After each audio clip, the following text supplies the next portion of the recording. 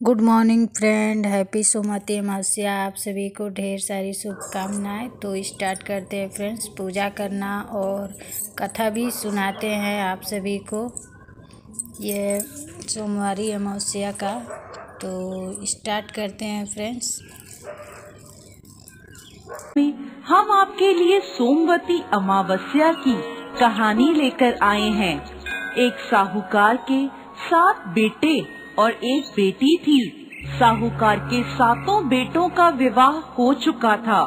उनके घर रोजाना सवेरे सवेरे एक ब्राह्मण भिक्षा मांगने आते थे। जब भी साहूकार की कोई बहू या सेठानी उसे भिक्षा देती तो वह उन्हें आशीर्वाद देते और कहते, अपने पति के कंधे राज करो। लेकिन जब भी साहूकार की बेटी भिक्षा देती तो वह ब्राह्मण आशीर्वाद में कहते, अपने भाई भौजाई के कंधे राज करो। साहूकार की बेटी को ये बात बहुत बुरी लगती थी। एक दिन उसने अपनी माँ से कहा, माँ, ये पंडित जी जब भी भाभियाँ या आप भिक्षा देते हो तो आशीर्वाद में कहते हैं अपने पति के कंधे राज करो, लेकिन जब भी मैं इन्हें भिक्षा देती हूँ तो ये मुझे कहते हैं अपने भाई भौजाई के कंधे राज करो। तो उसकी माँ ने कहा, तू कल भिक्षा देने जाना। जब वो तुझे आशीर्वाद देंगे तो मैं उनसे इसके पीछे का कारण पूछूंगी। अगले दिन ब्राह्मण जब भिक्षा लेने आए तो माँ वहाँ आ गई और ब्राह्मण से कहने लगी, आप इसे ऐसा आशीर्वाद क्यों दे रहे हो? तब ब्राह्मण ने कहा, क्योंकि इसकी किस्मत में सुहाग नहीं है। तब सेठानी ने ब्राह्मण से इसका कोई उपाय पूछा।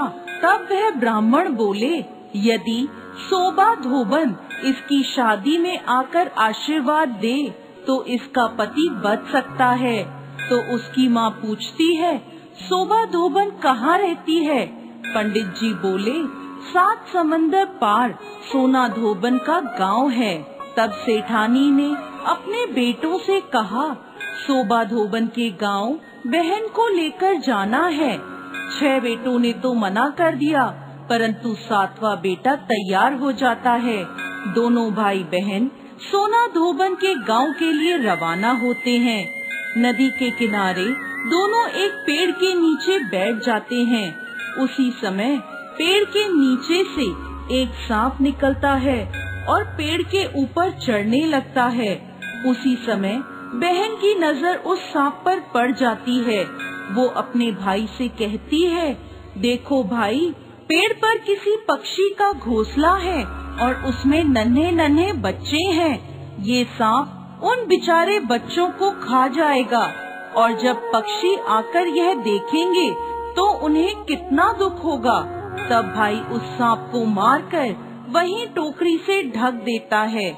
शाम को एक हंस और हंसनी का जोड़ा उस तरफ आता है तो अपने घोंसले के आसपास और पेड़ पर खून देखकर वो डर जाते हैं। उन्हें लगता है कि उन दोनों भाई बहन ने उनके बच्चों को मार दिया।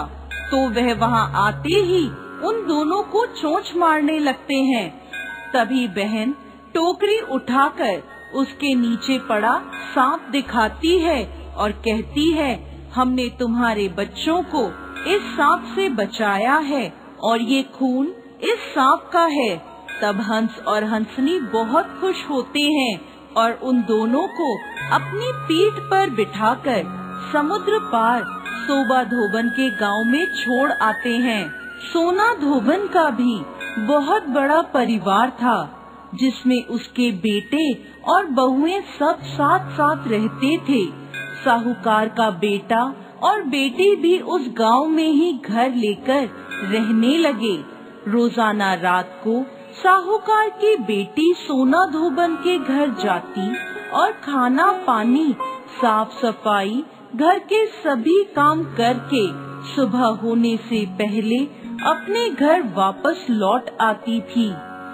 एक दिन सोना धोबन ने अपनी बहुओं से पूछा, आजकल सुबह सुबह तुम्हारे लड़ाई झगड़े की आवाज नहीं आती, क्या बात है?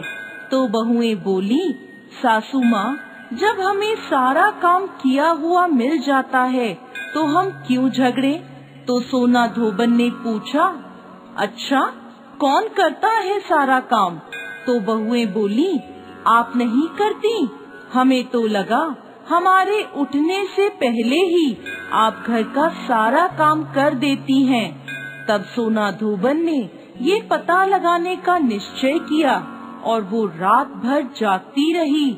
जब साहूकार की बेटी आई तो सोना धोबन ने उसका हाथ पकड़ लिया और पूछने लगी, कौन हो तुम और क्यों मेरे घर आकर सारा मेरे घर का काम करती हो? तब साहूकार की बेटी ने ब्राह्मण वाली सारी बात सोना धोबन को बता दी और कहा, यदि आप अपनी सोमवती अमावस्या का फल मुझे दे दें तो मेरा सुहाग अमर हो जाएगा। सोना धोबन ने उसकी बात मानते हुए उससे कहा, जब तुम्हारी शादी पक्की हो जाए तब मुझे न्योता भेज देना, मैं तुम्हारी शादी पर जरूर आऊंगी। इसके बाद दोनों भाई बहन अपने घर वापस आ जाते हैं और बहन के लिए लड़का ढूंढकर शादी की तारीख पक्की होती है। सोना धोबन को भी न्योता भेजा जाता है। शादी के दिन फेरों के ठीक बाद एक सांप आता है और दूल्हे को डस लेता है, जिससे दूल्हा मर जाता है। तब सोना धोबन संकल्प लेकर दूल्हे के मुंह में पानी डालती है और वो वापस जीवित हो जाता है।